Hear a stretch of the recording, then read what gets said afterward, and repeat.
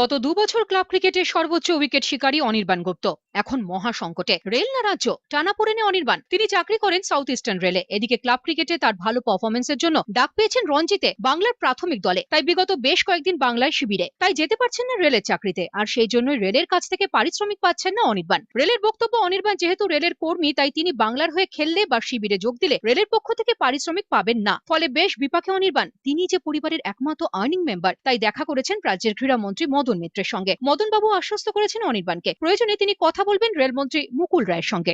এই ব্যাপারে ইতিমধ্যেই আমি জেনারেল ম্যানেজার লেভেলে নিয়েছি এবং আমি মুকুল রায়ের সঙ্গেও কথা বলবো। নিশ্চয়ই রেলে hard and fast rule, rail যখন রেলের খেলা থাকবে রেল হয়ে খেলবে, কিন্তু চিরকালই তো ভারতবর্ষের রেলের প্লেয়াররা বিভিন্ন জায়গায় খেলে এসছে। তখন তাকে যদি খেলতে না দেয়, রেল থেকে সে যদি ইন্ডিয়া টিমের চান্স পায় তো দেবে না, তাই না? ইন্ডিয়া তো সে তো স্বদেশের খেলা খেলছে। আমার সঙ্গে এই ব্যাপারে সিএবি এসে কথা বলেছে। কালকে অনির্বাণও এসেছিল, মনোজ তেওয়ারিও ছিল দীর্ঘক্ষণ আমার সঙ্গে। আমি মনে করি খেলোয়াড়রা একটা দেশের সম্পদ, তাদের ব্যাপারটা সবসময় সহানুভূতির সঙ্গে দেখা উচিত। তার কারণ একটা খেলোয়াড় জানে সে উঠলে তবেই কিন্তু মূল্য পাবে। একদম নাম বা শীর্ষে না পৌঁছতে পারলে কিন্তু কোনো মূল্য নেই। তাই শীর্ষে পৌঁছতে যে তাকে কাঠখড় পোড়াতে হয়েছে, তার জন্য সে কিছু তো কষ্ট চাইবেই। কিন্তু আমাদের অবস্থা খুবই শোচনীয়, but we will try our best.